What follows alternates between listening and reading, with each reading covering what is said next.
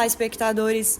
Hoje convidamos você a acompanhar um momento muito importante para a comunidade acadêmica da UNB. Eu sou Júlia Moita, repórter do campus Multiplataforma, e hoje estou aqui com Rosana Naves, a reitora eleita para gerir a UNB no quadriênio 2024 a 2028. Reitora, muito obrigada pelo seu tempo e sua disponibilidade. Então, eu que agradeço pela oportunidade dessa entrevista e parabenizo o Campus Multiplataforma por toda a cobertura que tem feito desse processo. Então, vamos aqui às perguntas dos nossos repórteres. O repórter Iraque Rito pergunta: Desde o início, sua candidatura foi voltada para a participação da comunidade acadêmica. Mais de 100 pessoas participaram da elaboração do programa. Como você pretende continuar com a participação da comunidade durante o mandato?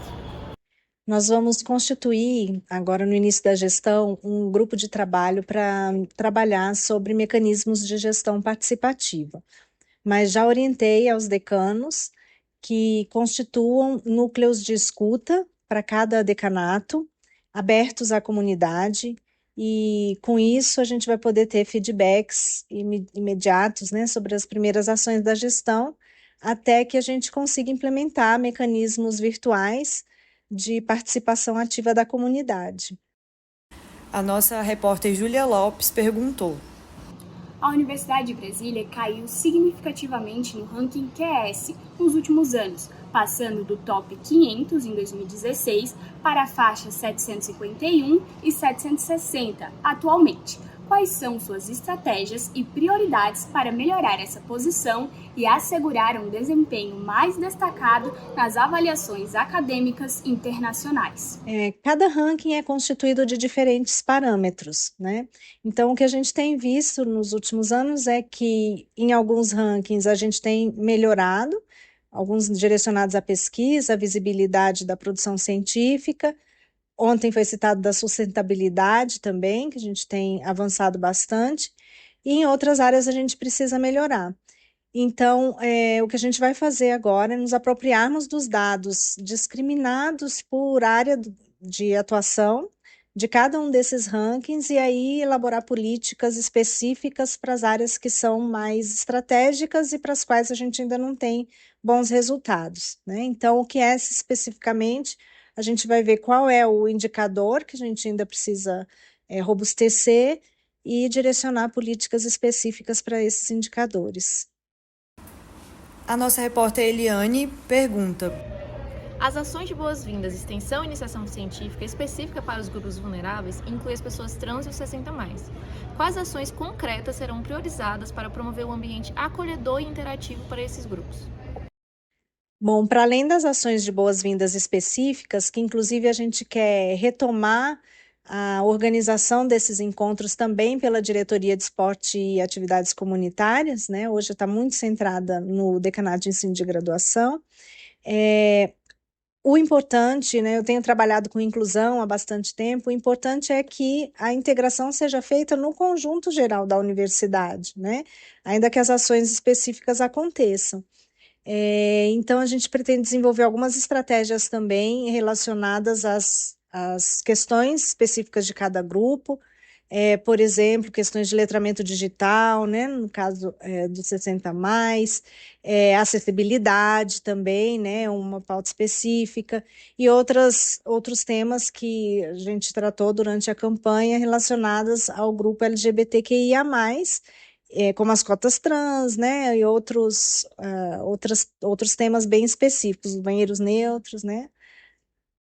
A repórter Paloma pergunta: o acompanhamento pedagógico especializado foi uma proposta central.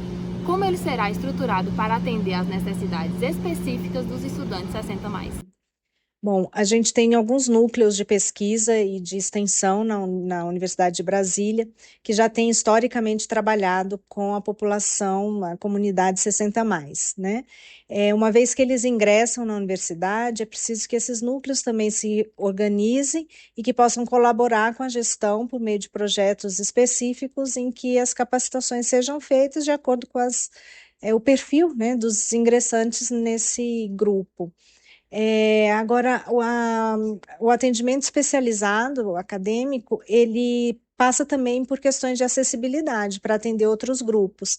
Então, a gente vai revisitar o organograma do Decanato de Assuntos Comunitários Hoje a diretoria de acessibilidade não tem nenhuma coordenação vinculada, ou seja, todas as atividades estão na competência da diretoria, o que sobrecarrega muito o gestor, né? E com isso as ações às vezes ficam inviabilizadas pela própria sobrecarga, né? Muitas ações para cuidar. Então a gente pretende revisitar esse organograma e, na medida do possível, criar coordenações específicas para cuidar desse atendimento acadêmico especializado. Quanto à permanência do grupo dos 60+, que é um grupo recém-chegado na UNB, algo recente, né? O que você considera mais urgente no que tange à permanência desse grupo? Olha, o mais urgente é a gente conhecer o perfil desse grupo de ingressantes, né? Até onde a gente pode consultar, há muitos ingressantes que estão em segunda graduação, por exemplo, né? E que talvez não demandariam atendimento específico com relação à permanência. Então, a gente precisa estudar bem o perfil dos ingressantes e, a partir daí, construir políticas específicas, porque as demandas devem ser um pouco diversas, né, em relação ao conjunto maior das demandas de vulnerabilidade socioeconômica, né? A repórter Natália pergunta: estão sendo empenhados uma série de recursos para a construção do Aula Magna, que é um auditório com capacidade de 1.500 alunos. A senhora criticou durante as suas campanhas a utilização da verba do PAC, o Programa de Aceleração ao Crescimento do Governo Federal, para a construção do auditório, ao invés de usar esse dinheiro em programas como ensino, extensão e pesquisa. A gente queria saber se a senhora pretende dar continuidade a essa obra, sendo uma obra prioritária do seu governo? Então, primeiro que ele já pergunta, está muito bem formulada, captou a essência da crítica que a gente fez, né?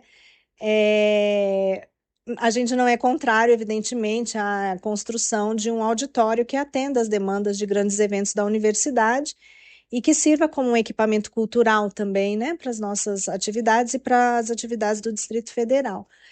A questão que estava bem pontuada é isso, a utilização dos recursos do PAC, que eram direcionados ao ensino de graduação e à assistência estudantil, a permanência, né, dos estudantes, para a construção desse auditório, até porque a gente considera que a UNB tem capacidade de captar, né, recursos de outras fontes, priorizando as demandas urgentes que a gente tem, de reforma da casa do estudante, de construção de restaurante universitário nos campi, né, alojamento também em alguns campi, enfim.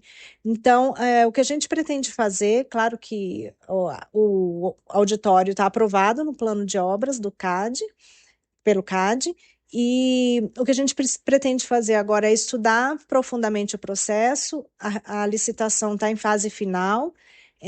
Pelo que a gente soube, há questionamentos das empresas concorrentes. Então, a gente está no momento de se apropriar desses dados e, inclusive, tomar a decisão de qual a fonte de recursos que vai dar continuidade ou não à obra, dependendo do tipo de questionamento que for feito, que vai ser, com certeza, analisado pelo jurídico da UNB, né? Então, a decisão passa pela assessoria jurídica, a Procuradoria Federal, e pela decisão administrativa sobre a fonte de recursos, claro, em negociação com o MEC, né? Porque o PAC foi aprovado no âmbito do Ministério da Educação também. Nosso repórter Calil pergunta: o investimento em alojamento estudantil foi um dos principais pontos abordados durante a sua campanha à reitoria, sendo que, inclusive, a senhora criticou o fato da moradia não participar do Programa de Aceleração do Crescimento do Governo Federal, o novo PAC. Então, afinal, sobre infraestrutura, nós teremos investimento na casa do estudante? Precisamos ter investimentos na casa do estudante. A gente criou, durante o processo de transição, um grupo de trabalho para tratar especificamente da infraestrutura e rever todo o organograma de infraestrutura da universidade, né? Ao longo da gestão anterior, algumas alterações já foram feitas, mas permaneceu o problema da sobreposição de atividades entre a prefeitura e a Secretaria de Infraestrutura. Então, hoje nós vamos iniciar o mandato com a criação de uma assessoria ligada ao gabinete do vice-reitor, para cuidar especificamente de gestão de infraestrutura e a gente poder dar vazão às diversas demandas de reformas, né, pequenas mudanças que já têm sido solicitadas. E, para além disso, a gente vai trabalhar na busca de recursos financeiros para atender a construção de novas moradias, né? Tanto no campus Darcy Ribeiro como nos campi avançado. Nossa repórter Duda pergunta: a construção de banheiros neutros foi mencionada como uma proposta complementar às cotas trans. Qual será o cronograma para essa implementação e como será garantido o respeito pela comunidade acadêmica? Bom, nós recebemos ontem, ainda no contexto da transição, a planta que já está sendo definida, né, a planta arquitetônica do banheiro trans, mas não tivemos tempo ainda de apreciar, né, em que local foi designado e tudo. É uma plataforma que estava no nosso programa, né, de campanha e que a gente pretende implementar. Eu penso que a conversa com a comunidade a respeito desse tema ajuda a minimizar, né, essas controvérsias que ocorrem, são naturais, porque a gente está falando de uma mudança de cultura, né, e tão logo que a gente aprove a planta junto à comissão que foi estruturada sobre esse tema, a gente deve iniciar aí a reforma, né, no local que foi designado.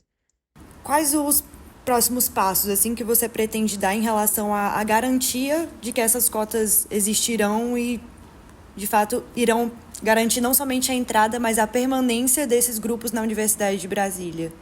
Bom, a gente tem um passo intermediário, que é a constituição da comissão de heteroidentificação também, né, para essa comunidade, especificamente. E a gente vai, aos poucos, fazer a discussão com os colegiados de graduação, né, via Câmara de Ensino de Graduação, e discutir junto ao SEBRASP, que hoje é o órgão que faz os processos seletivos, né, a melhor forma de implementação dessas mudanças, né? Então, passo de novo, né, pela conscientização da comunidade sobre a importância do tema e pelas providências administrativas que nos permitirão, se tudo der certo, caminhar bem, já no 1º de 2025, poder oferecer essas vagas aos estudantes. Nossa repórter Kathleen perguntou: você mencionou que a UNB é como um lar para você. Qual memória ou lugar mais especial você tem da universidade durante todos esses anos? Olha, o meu lugar de preferência é a sala de aula, né? Embora eu me identifique muito com a gestão, sempre estive nos espaços de gestão, mas na sala de aula é aquele lugar em que se eu chegar com dor de cabeça, eu saio sem, né? Assim, é muito prazeroso para mim a sala de aula. Mas eu confesso, assim, que do ponto de vista arquitetônico, eu gosto muito do jardim entre o ICC e a reitoria. Sempre foi um lugar que eu gostei de andar, assim, para pensar sobre a universidade, né? Especialmente sobre as questões da gestão, me reencontrar aí com o ambiente desse campus aberto, né? Diverso. Gosto de ver os estudantes sentados ali pelo jardim. Então, é um lugar que eu acho bonito, que eu acho agradável. E, enfim, para além da sala de aula, onde eu me satisfaço pessoalmente. Nossa repórter Tainã pergunta: as universidades federais são criticadas pela falta de diálogo do trabalho com o estudo. Na UNB, o ensino à distância é uma opção. Como a nova gestão pode trabalhar isso como alternativa? A integração comum de trabalho é algo desafiador para a universidade. São várias frentes. Primeiro, a gente precisa repensar, talvez, do ponto de vista dos cursos diurnos, né, a oferta de disciplinas. Essas janelas muito grandes que a gente tem atendiam a um certo público, hoje já não favorecem a permanência do estudante, né? Uma outra coisa é retomar uma discussão sobre metodologias ativas e outras formas de metodologias que podem ser agregadas ao ensino presencial e assim flexibilizar um pouco a presença, né, do estudante no campus. Claro que a gente quer o estudante por aqui, né? A gente não quer um campus esvaziado, mas algumas metodologias favorecem, né, um ensino híbrido ou algo que a gente possa fortalecer e flexibilizar, né, um pouco essa vivência. Quanto aos cursos à distância, eles são regulados por normas muito específicas, né, do Ministério da Educação, e e hoje tem uma linha de financiamento muito própria, que é o da Universidade Aberta do Brasil.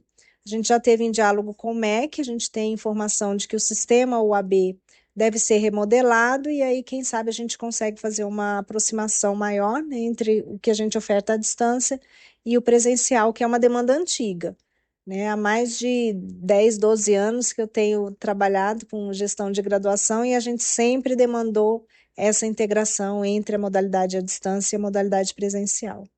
A nossa repórter Júlia Lopes perguntou: nos próximos dias, teremos mais informações sobre o pacote de cortes de gastos obrigatórios do governo federal, que podem comprometer recursos que afetam diretamente a universidade, como alguns destinados à pesquisa, aquisição de equipamentos e manutenção da instituição. É possível reverter prováveis cortes? Como será o seu diálogo com o governo federal? Bom, a gente já iniciou um diálogo com o governo federal. Durante o período de transição, eu tive a oportunidade de fazer algumas visitas ao MEC, de fazer contato também com a parlamentares, né? E hoje tem sido importante a participação dos parlamentares na viabilização de emendas que têm completado o orçamento da universidade, né? Então, tive a oportunidade de fazer várias conversas. A minha expectativa em relação aos cortes que devem ser anunciados hoje é que eles não afetem tanto a educação, né? Porque a gente sabe o quanto a educação é importante para o desenvolvimento do país. Mas também a gente sabe que, historicamente, né, educação e saúde são, em geral, as pastas que sofrem com esses cortes. Então, claro, aí a gente pretende atuar junto à Andifes, né, como associação que representa as nossas instituições, e diretamente junto ao Ministério da Educação, no caso específico da Universidade de Brasília, né? Vamos deixar ver aí como é que chegam esses cortes para a gente pensar as estratégias de atuação. Perfeito. Já existe algum plano emergencial, caso isso aconteça? Foi anunciado ontem, na cerimônia de transmissão do cargo, que as contas da UNB estão saudáveis até início do próximo ano, né? Claro, no cenário que estava colocado, a gente não tem informação sobre como esses cortes poderiam impactar, mas a nossa expectativa é de que, com a aprovação das emendas do projeto de lei, né, sobre a regulamentação das emendas, as que estavam previstas para esse ano sejam liberadas e a gente consiga regularizar o pagamento das bolsas, né? Eu ainda tive notícia recente de que algumas bolsas estão em atraso, tive notícia pelos estudantes, e também aí a gente revê a estrutura orçamentária, o recurso que está disponível, que foi informado ontem, e que a gente remaneje recursos para cobrir as despesas até o final do ano. Em paralelo, buscar os recursos junto ao MEC. Quanto à questão do atraso das bolsas, que é algo que a comunidade, como você comentou, relata bastante, né? Infelizmente é algo que acontece com uma certa frequência. Caso aconteçam esses cortes, né, que a universidade acaba sempre sendo prejudicada com isso, qual seria o plano da universidade, da sua gestão, para amenizar os impactos desses atrasos? A universidade hoje, mesmo quando eu estava no decanato de administração, a gente já tinha uma programação de prioridades e o pagamento das bolsas de estudantes é prioridade zero, né? Principalmente os da assistência. Então, digamos, é a linha mestra, né, do planejamento orçamentário e financeiro da instituição. Sempre cuidar, né, da nossa comunidade interna, depois daquilo que afeta as pessoas físicas, por exemplo, os terceirizados, né? Então a gente cuidar do pagamento dos contratos. Então tem uma ordem de prioridades que revela sempre uma atenção às pessoas, né? Qual foi o grande problema que a gente apontou durante a campanha? Que hoje grande parte das bolsas, por exemplo, as bolsas de extensão, estão sustentadas com emendas parlamentares. E aí a suspensão do repasse das emendas para regularização, né, acabou afetando um número enorme de estudantes. Então, o que a gente pretende fazer para o próximo ano é rever a destinação dos recursos de pagamento à assistência, priorizando os pagamentos com a fonte do Tesouro Nacional.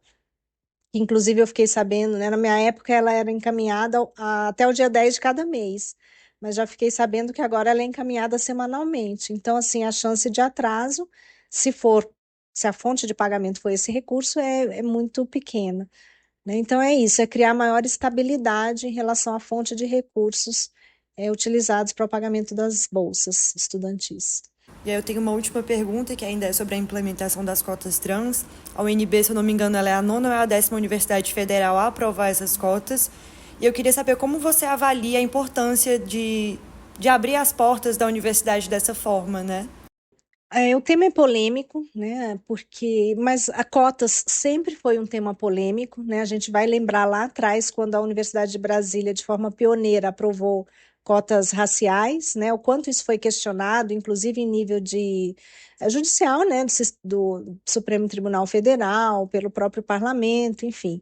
Mas são pautas importantes que envolvem mudança de cultura, né? Não só institucional, mudança de cultura social, uma transformação social. E a gente falou muito de transformação social no nosso programa, né? E é uma pauta que a gente abraçou, a gente acha importante como instrumento de visibilidade da comunidade LGBTQIA+, né? E o que precisa ser feito é realmente pensar as melhores formas de implementação, estudar os casos das universidades que já têm implementado, para a gente, né, não precisar inventar a roda, e, ao mesmo tempo, trabalhar a comunidade interna para que a implementação seja feita da forma mais tranquila possível. E você mencionou na outra pergunta que eu tinha feito sobre as cotas trans, essa necessidade de dialogar mesmo com a comunidade, até às vezes para desmistificar algum assunto, né? Você já pensa em algum caso específico, assim, de como você pretende fazer esse diálogo? Bom, a gente precisa criar realmente um programa, né, não só de diálogo, mas também de capacitação do corpo técnico, do corpo docente, né, para essas pautas. Vou citar um exemplo recente, a universidade acaba de oferecer o curso Maria da Penha, a Lei Maria da Penha vai à universidade, acho que é esse o título. Maria da Penha vai à universidade. Então, são ações, né, que não necessariamente envolvem o diálogo específico com certos setores, mas que promovem a reflexão conjunta, coletiva, por meio desses cursos de capacitação, né? Então, eu acho que são iniciativas importantes que a gente precisa desenvolver para mobilizar a comunidade em torno do tema, né? O diálogo e também a capacitação. Na sexta-feira, dia 22 de novembro, a DDS anunciou algumas mudanças nos critérios de seleção para a Bolsa de Assistência Estudantil. Antes, o estudante precisava ter 1,5 salário mínimo de renda per capita. Agora, com a atualização, o critério é de apenas 1 salário mínimo per capita. Como a senhora avalia a mudança? De que forma pretende amenizar os impactos causados por essa medida? Bom, a gente não tem informação, né? No processo de transição, alguns documentos chegaram muito tardiamente para nós, né? O Decanato de Assuntos Comunitários, Decanato de Extensão, a gente só recebeu essa semana informações, mas o que a gente vai fazer é se inteirar do que está acontecendo. Pode ser relacionado a uma mudança na política nacional de assistência estudantil, que foi recém-aprovada, mas me surpreenderia, porque a política está sendo muito bem recepcionada, né? E realmente reduzir a renda per capita inicial significa excluir do programa muitos estudantes que hoje precisam, né, desse auxílio para permanecerem na universidade. Então, o meu compromisso aqui é já encaminhar agora para a nova decana de assuntos comunitários a questão, para a gente começar a estudar e ver se até segunda-feira a gente consegue reverter alguma, né, se for possível do ponto de vista legal, reverter essa ação.